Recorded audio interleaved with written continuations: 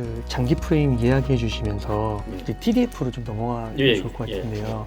TDF 같은 경우는 제가 들어가서 보니까 이게 그 글로벌로 다 투자를 알아서 하더라고요.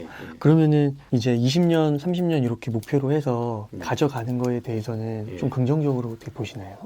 저는 긍정적으로 보는데요.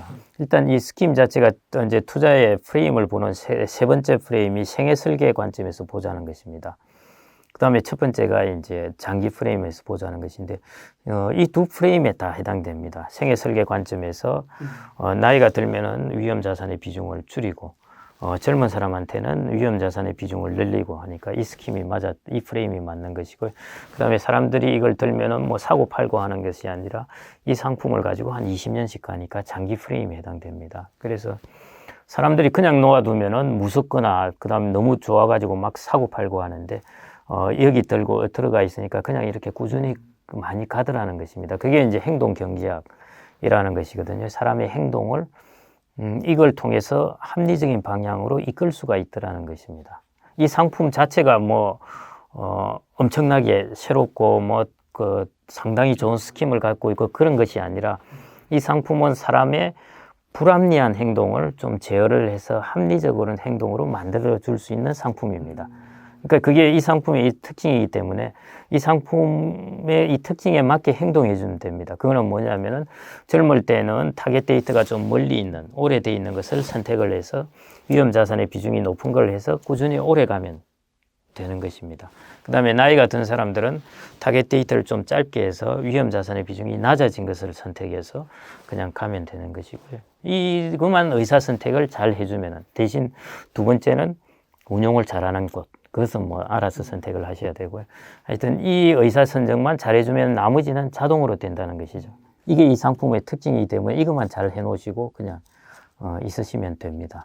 제가 걱정되는 게 이제 20대, 30대 분들은 타겟 데이터를 저 뒤로 해놓으니까 20년 남은 거 이런 거니까 이거 같은 경우 그거는 이제 주식 비중이 높을 거거든요. 70에서 80% 들어가 있고 하니까.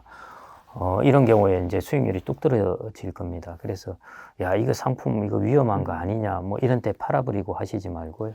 이게 연금펀드니까 적립으로 계속 들어가는 것이거든요.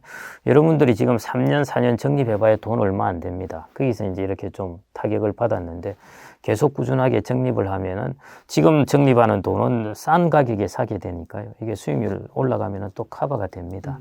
그러니까 그렇게 좀 장기적으로 보시면 좋을 것 같고, 이 수익률 어떠냐 너무 매일 보시지 말고 그냥 까먹고 생업에 종사하는 게 나을 것 같습니다.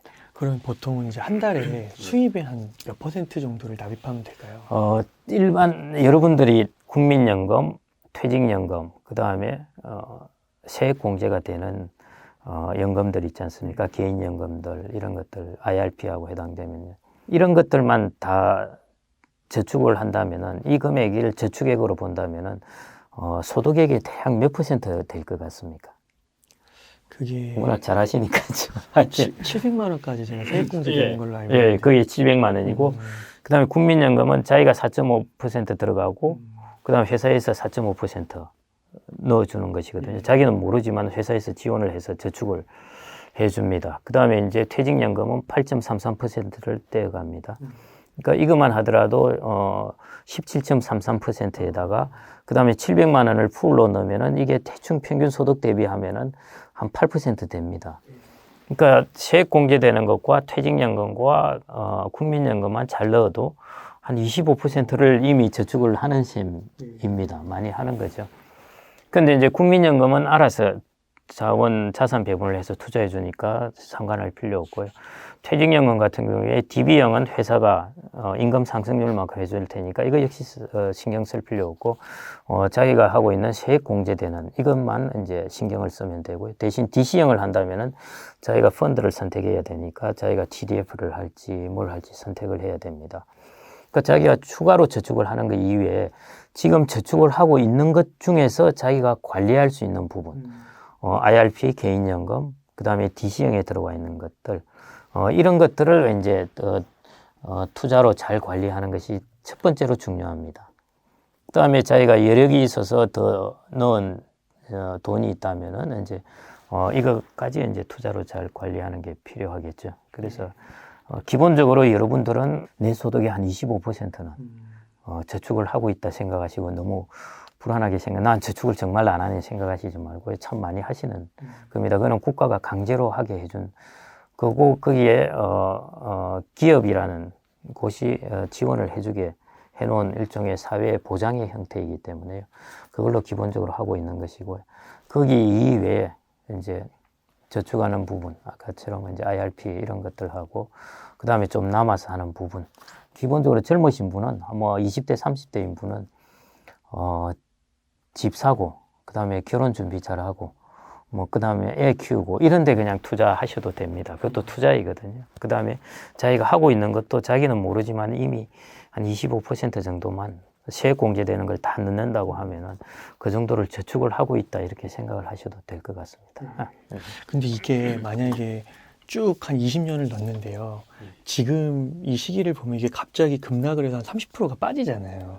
근데 그때도 이걸 돈을 딱 찾으려고 할 때 이게 확 빠질 수도 있는 거 아닌가요? 물론입니다. 그러면 그 시기는 조금 또 한 1, 2년 있다가 좀 회복을 한 다음에 찾는 그런 방향으로 가야 되는 거예요. 그리고 그래서 이제 아까 TDF라는 것은 한 2, 30년 지나서 이제 우리가 찾을 때쯤 돼서는 주식 비중을 거의 한 10%, 15%로 줄여놔 있습니다.